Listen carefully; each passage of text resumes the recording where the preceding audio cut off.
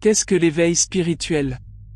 La notion d'éveil spirituel, appelée également illumination, réalisation du soi, libération, ou simplement éveil, communément associée au bouddhisme et à l'hindouisme, désigne dans plusieurs traditions religieuses, philosophiques et spirituelles, le retour à sa véritable nature, avec abandon de l'ego, moi-je, en tant qu'aboutissement d'un cheminement spirituel. Qui cherche l'éveil? Le malheur. Celui qui souffre, fantasme l'éveil comme une solution future, à la souffrance de maintenant. Celui qui n'a pas de malheur en lui, ne cherche rien. Et ne fait, ni l'expérience d'un éveil, ni l'expérience d'un non-éveil, ni expérience d'une quelconque vraie ou fausse nature, merveilleuse ou pas. Pourquoi l'éveil ne s'enseigne pas? Tout simplement parce que l'éveil est une idée. Une idée issue du malheur. L'éveil n'existe pas. Est-il possible d'enseigner quelque chose qui n'existe pas? Il n'y a pas de méthode pour se libérer du malheur. Vouloir se libérer, c'est le malheur.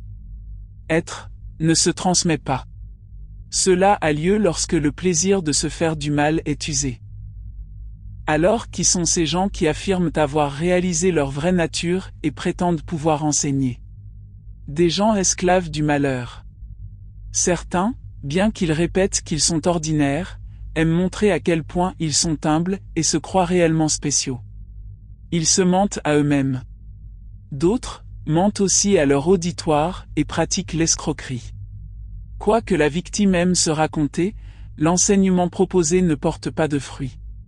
Si la méthode était efficace, les gens guériraient du malheur et ne reviendraient pas et le porte-monnaie du gourou resterait vide.